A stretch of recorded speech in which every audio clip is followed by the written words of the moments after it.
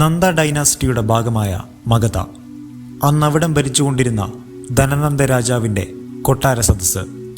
കൊട്ടാരത്തിൽ പതിവിൽ കവിഞ്ഞ് ആളുകൾ വന്നുകൊണ്ടേയിരിക്കുന്നു. ബ്രാഹ്മണർക്കായി രാജാവ് ദാനം ചെയ്യുന്നതറിഞ്ഞ് അതിൽ പങ്കെടുക്കാനെത്തിയവരാണ് ഏറിയ പങ്കും. അക്കൂട്ടത്തിൽ ശകലം മുടന്തുള്ള ഒരു പല്ലൊടിഞ്ഞ കുടുമ കെട്ടിയ ഒരാൾ കൂടെ ഉണ്ടായിരുന്നു. തൻ്റെ വേഷഭൂഷാദികളും രൂപവുമെല്ലാം കൊണ്ടുതന്നെ വിഷ്ണുഗുപ്തന് മറ്റുള്ളവർക്ക് ലഭിച്ചതിനേക്കാൾ കൂടുതൽ പല കാര്യങ്ങളും കൊട്ടാരത്തിൽ നിന്ന് ലഭിച്ചു. അത് പണമോ പൊന്നോ ധാന്യമോ ഒന്നും തന്നെയായിരുന്നില്ല. പരിഹാസം, വാക്കുകൾ കൊണ്ടും പ്രവൃത്തി കൊണ്ടുമുള്ള പരിഹാസം. രാജാവും സദസ്സിലെ പ്രമുഖരുമടക്കം ചാണക്യനെ പരിഹസിച്ചു. ഇത് ബ്രാഹ്മണ ശ്രേഷ്ഠർക്കുള്ള ദാനമാണ്, ഭിക്ഷക്കാർക്കുള്ളതല്ല. സദസ്സിൽ കൂട്ടച്ചിരി ഉയർന്നു. തങ്ങളുടെ സാമ്പത്തിക സ്ഥിതി പരിഗണിച്ച് തൻ്റെ മാതാവിൻ്റെ ആഗ്രഹപ്രകാരമാണ് ഈ ചടങ്ങിൽ പങ്കെടുക്കാൻ ചാണക്യൻ കൊട്ടാരത്തിലെത്തിയത്. പരിഹാസവാക്കുകളെല്ലാം കേട്ടിട്ടും അയാൾ നിശബ്ദനായി നിന്നു. പക്ഷേ ഭടന്മാരിൽ ഒരാൾ ചാണക്യനെ പിടിച്ച് പുറത്താക്കാൻ ശ്രമിക്കുന്നതിനിടയിൽ ചാണക്യൻ്റെ കെട്ടിവെച്ച കുടുമി അഴിയുന്നു. ഇതോടെ ചാണക്യൻ്റെ ഉള്ളിൽ അടക്കിപ്പിടിച്ച രോഷം പുറത്തു വരുന്നു. ക്രോധത്തോടെ അയാൾ രാജാവിനോടായി പറഞ്ഞു, എനിക്ക് ഈ അപമാനങ്ങൾ നൽകിയ നിന്റെയും നിന്റെ സാമ്രാജ്യത്തിൻ്റെയും ഉന്മൂലനാശം സംഭവിക്കുന്നതാണ്. നിന്നേക്കാൾ ശക്തനും പ്രബലനുമായ ഒരു രാജാവിനെ ഇതേ സിംഹാസനത്തിൽ നാം പ്രതിഷ്ഠിക്കുന്നതുമാണ്. കൊട്ടാരത്തിൽ നിന്ന് ഒരുവിധം രക്ഷപ്പെട്ട ചാണക്യൻ ഉറച്ച ലക്ഷ്യങ്ങളുമായി നടന്നു നീങ്ങി.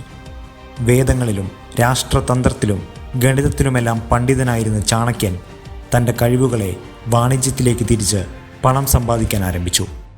അടുത്ത പടിയായി ധനനന്ദ രാജാവിൻ്റെ മകനായ പബദ്ധനെ ചെന്ന് കാണുകയാണുണ്ടായത്. പബദ്ധനെ തൻ്റെ വരുതിയിലാക്കിയ ചാണക്യൻ തൻ്റെ ലക്ഷ്യത്തിനായുള്ള ആദ്യ പടി കയറി. നല്ലൊരു ഡിപ്ലോമേറ്റ് കൂടിയായിരുന്ന ചാണക്യൻ്റെ വാക്കുകൾ പബദ്ധനെ വീഴ്ത്തി. സ്വന്തം പിതാവിനെതിരെ പബദ്ധനെ തന്നെ സജ്ജമാക്കി. എന്നാൽ ചാണക്യൻ്റെ മനസ്സിൽ മറ്റു പദ്ധതികളുണ്ടായിരുന്നു. പബദ്ധനെ എതിരെ നിർത്താൻ യോഗ്യനായ മറ്റൊരു വ്യക്തിയെ അന്വേഷിക്കുകയായിരുന്നു ചാണക്യൻ. ഒടുവിൽ ആ ദിവസം വന്നെത്തി.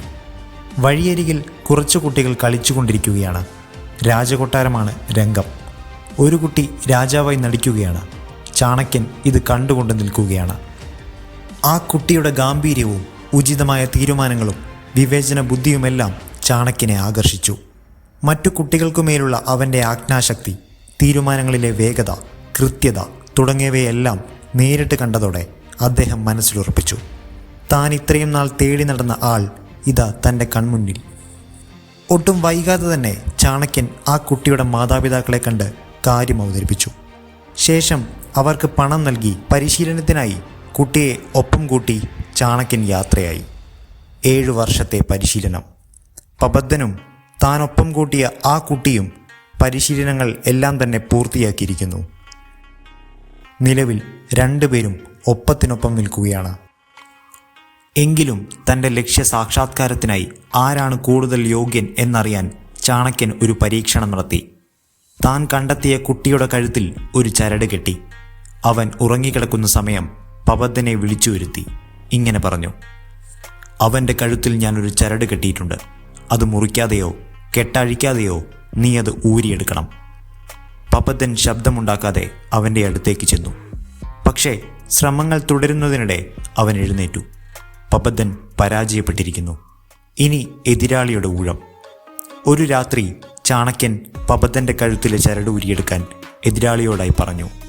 അവൻ പക്ഷേ പബദ്ധനെ പോലെ പതുങ്ങി ചെന്നില്ല. ഉറച്ച കാൽവെപ്പോടുകൂടെ അവൻ പബദ്ധൻ്റെ കട്ടിലിനരികിൽ നിന്നു. ശേഷം തൻ്റെ വാളെടുത്ത് പബദ്ധൻ്റെ കഴുത്ത് ലക്ഷ്യമാക്കി ഒറ്റവെട്ട്. ചരട് മുറിക്കേണ്ടി വന്നില്ല, അഴിക്കേണ്ടിയും വന്നില്ല. അവൻ ആ ചരട് ഊരിയെടുത്ത് ചാണക്യന് നേരെ നീട്ടി. 7 വർഷം മുന്ന് താൻ കണ്ട ആ ബാലൻ ഇന്ന് ഈ ചോര പുരണ്ട വാളിനേക്കാൾ മൂർച്ചയുള്ള ഒരായുധമായി മാറിയിരിക്കുന്നു.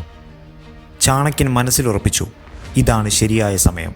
തുടർന്ന് ഒരു സൈന്യത്തെ സജ്ജമാക്കി കൃത്യമായ ആസൂത്രണത്തോടെ ചാണക്യനും സംഘവും മഗധ ലക്ഷ്യമാക്കി കുതിച്ചു.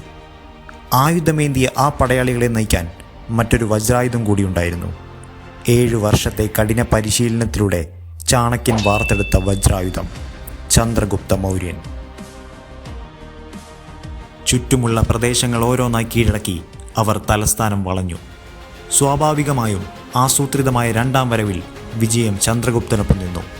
അന്നോളമുള്ള രാജപരമ്പരയ്ക്ക് അന്ത്യം കുറിച്ച് ചന്ദ്രഗുപ്തൻ പുതിയൊരു സാമ്രാജ്യത്തിന്, ഒരു രാജപരമ്പരയ്ക്ക് തന്നെ തുടക്കം കുറിച്ചു. അങ്ങനെ അപമാനിതനായ ഒരു വ്യക്തിയുടെ തിരിച്ചടിയിൽ നിന്ന്, പകയിൽ നിന്ന് മറ്റൊരു സാമ്രാജ്യം ഉയർന്നു വരികയും മറ്റൊന്ന് എരിഞ്ഞടങ്ങുകയും ചെയ്തു. അന്ന് ചാണക്യൻ തുടക്കമിട്ട ആ സാമ്രാജ്യം വളർന്നു. ചന്ദ്രഗുപ്തനും ബിന്ദുസാരനും അശോകനുമെല്ലാം ഭരണാധികാരികളായി കടന്നുപോയി. ലോകത്ത് ഇന്നോളം നിലനിന്നിട്ടുള്ള വമ്പൻ സാമ്രാജ്യങ്ങളുടെ പട്ടികയിലേക്ക് ഈ പേരുകൂടെ എഴുതി ചേർക്കപ്പെട്ടു: മൗര്യ സാമ്രാജ്യം.